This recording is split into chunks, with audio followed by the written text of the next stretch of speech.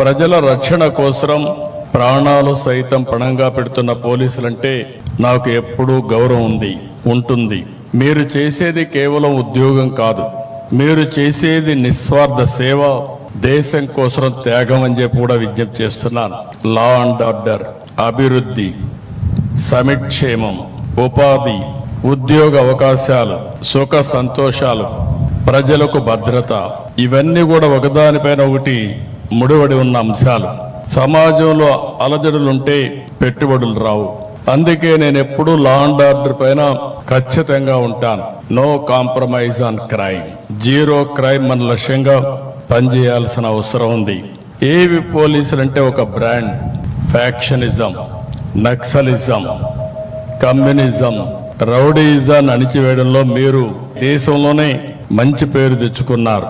ప్రమాదం కావచ్చు, నేరం కావచ్చు, విపత్తు కావచ్చు, కరోనా లాంటి మహమ్మారి కావచ్చు, ముందుండి ప్రజల కోసం మొదటి అడుగు వేసేది పోలీసులే. మీ కుటుంబాలకు సమయం ఇవ్వరు, మీ పిల్లలతో గడపలేరు, ఎప్పుడు ఎటు పరిగెత్తాలో తెలియదు.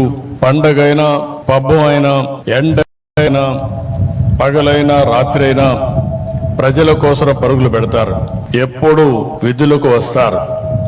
విధుల కోసం కుటుంబాన్ని వదిలి వస్తున్న మీకు, మీ తమ సంతోషాలను త్యాగం చేసి మీకు సహకరిస్తున్న మీ కుటుంబ సభ్యులందరికీ శిరస్సు వంచి నమస్కారాలు తెలియజేస్తున్నా, సెల్యూట్ చేస్తున్నా.